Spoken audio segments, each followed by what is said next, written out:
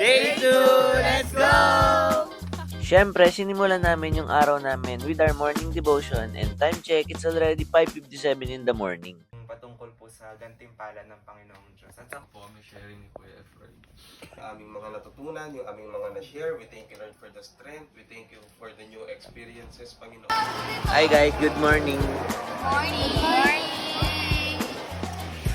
guys, good morning. Hi guys. Itlog. This is the day that the Lord has made.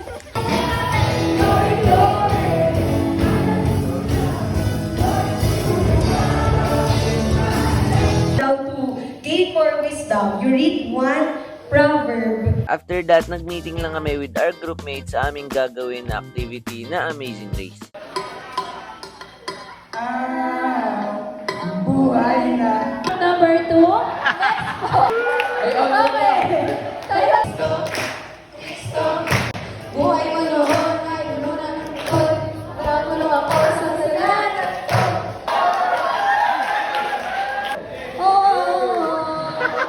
Dahil na ba? Kaya ganito pala ang magiging Kristiyano. So masarap sa piling.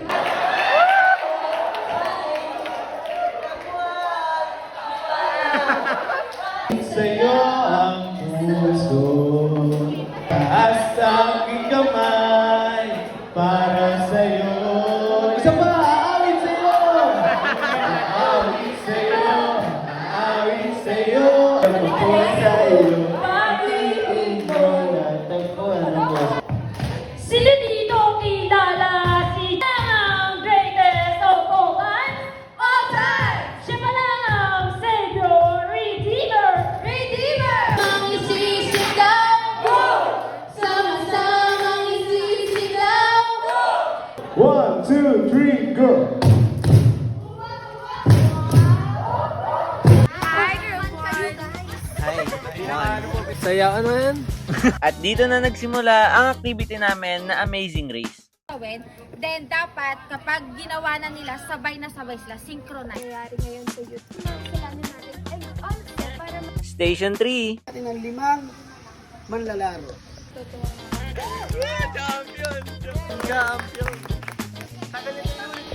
Kompleto na po kaya. Yan. Yes. Welcome. Kuya yung Your earth is up to my feet. Score niyo po ay... Champion! Good na kami. Papahinga sa station number 5. Sobrang sila ako ba? sige nga, Jay. Ate, please, mechanics, please. Champion! Champion! Nasa station 7 na kami and masasabi kong ito yung isa sa pinakamahirap na station dito sa Amazing Race. Kaya bumpiyay. Number Samuel first king, second king. Second Chronicles. Anong station to? 8 That sinner stay. Ate, pangilan po kami? Yeah! Parang ayaw Okay, step 1 for it. Boss, para talaga tayong pinadhana. Next one, next one. Okay na, okay na. Boss, boss. Coach, ikaw ba coach? Oh, simple, simple. Perfect.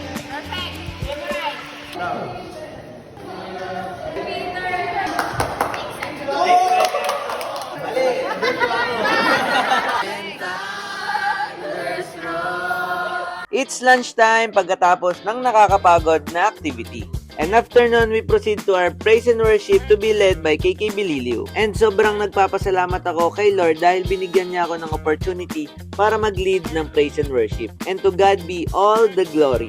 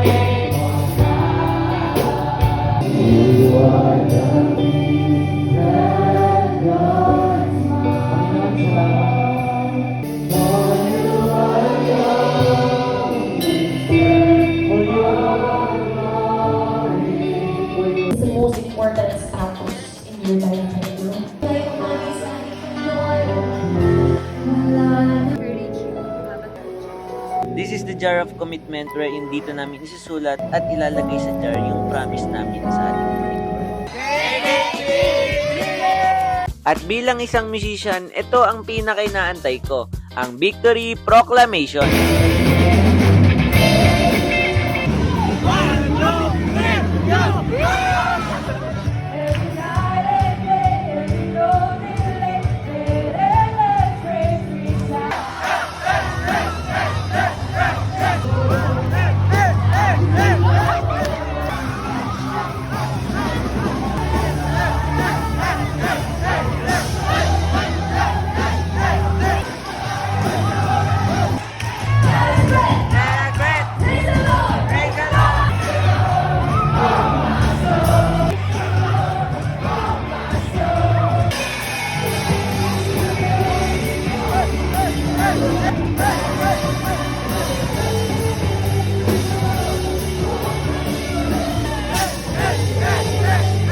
And pagkatapos lang na masayang victory na yon, nag-announce lang ng best group dito sa Tugsay Wit.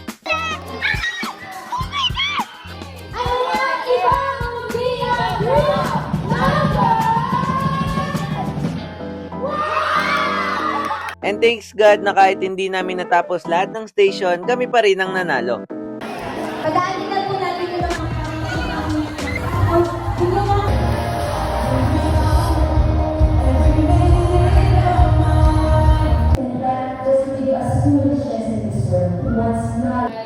O God, kami po ay lumalapit sa pagkakataong ito na may